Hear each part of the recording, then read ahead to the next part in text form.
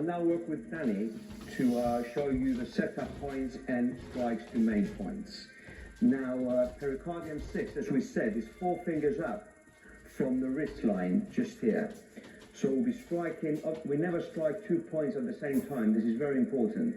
You strike one, it may appear that we're striking 2 points at the same time, but there's always a small gap between the strikes.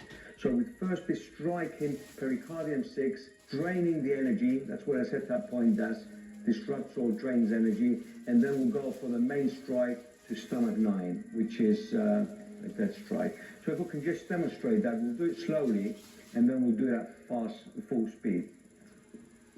So there's the strike to pericardium 6, followed by a strike to stomach 9. In reality, it'll look something like this. Right, another excellent setup point is lung 5, which is just at the top of this elbow crease here.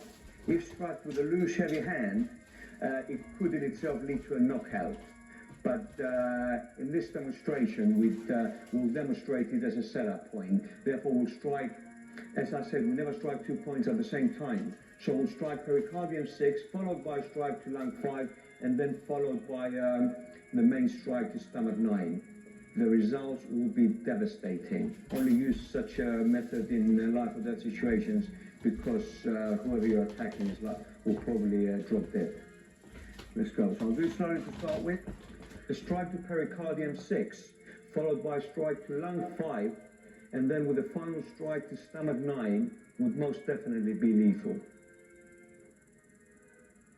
Heart 5 and lung 8 situated, this is the heart meridian all the way from the middle finger all the way up to the heart. This is the heart meridian. Heart 5 is about an inch up from this wrist line, and lung 8 is the same distance up. This is the lung meridian goes up here, so lung 8 once again will be about an inch up from the wrist line. So a strike to heart 5 and lung 8 would have similar results, as the heart and lungs are the seat of power. In fact, strikes to any of the heart and lung points along the heart and lung meridians would have a similar effect. But heart 5 and lung 8, because of where they're situated, are likely to be more practical in a fight.